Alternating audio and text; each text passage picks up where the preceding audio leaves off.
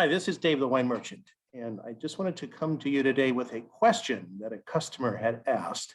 I'm going to introduce Kim Stewart, one of our long-term customers at Dave, the wine merchant, and she had a question. What was your question, Kim? Hey, happy Sunday. Good morning, Dave. Yeah, I'm having a potluck for Thanksgiving. We're cooking the turkey, but all the sides are coming. And I'm not sure what wine to serve because I'm not exactly sure what's showing up. I mean, the traditional, hey, will you bring potatoes, you bring this, but usually some lovely surprises show up. So what can I do about that to make sure everyone is satisfied at the table with just the right wine? That's a great question, and it's appropriate for Thanksgiving or Christmas or weddings or any type of group gathering like that, where you have a ton of people coming over. And the key thing is, it doesn't really matter because the focus is not on the wine. Okay, for most people, you're going to have Uncle Fred and Aunt Rita who love that special wine from Trader Joe's, and that's fine. But Dave, what if the focus needs to be on the wine because of my cooking? Yeah, and I was just getting to that part. You've got Uncle Fred and Aunt Rita, but you also have yourself and maybe a small group of people who really do appreciate and want to focus on the food and the wine. And generally what I do is have mass appeal wines and then some special wines, okay? Because those people who enjoy the mass appeal wines may not just appreciate, they may not like the more special wines that you have. And the reason is that mass appeal wines are generally broader and sweeter and open for a more accepting palate, if you will. And so I would focus on maybe two different kinds of wines, one of which you sort of keep aside. That said, there are a couple of things you can do specifically for the Thanksgiving meal.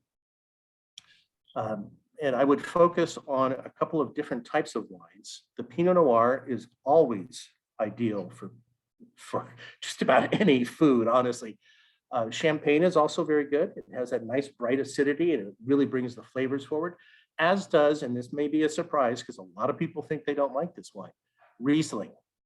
Get a dry Riesling from Germany and you'll be surprised how well that really sets off so many aspects of the Thanksgiving meal. And the challenge with Thanksgiving is that it has a very bland base. Turkey doesn't have a lot of flavor by itself, but then you add gravy and salt and Brussels sprouts and sweet potatoes, sometimes with mashed potatoes on top, or mashed potatoes with marshmallows on top.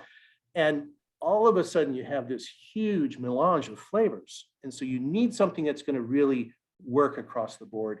And no wine is going to work perfectly with all of those flavors. Okay, so you kind of mix and match a bit. And there's nothing wrong with having a white wine glass and a red wine glass. So you can balance out a little bit depending on what it is you're eating and take a sip with each one of those. Does that sounds like a great game plan. I really love that information. And I'm really excited to know that there could be just the right dry Riesling picked out, because I associate that with more on the sweeter side. So knowing that there's a dry also, I can't wait to try that. I can't wait to share this with my crowd, and you're like empowering me with great information, Dave. One other idea I will leave you with.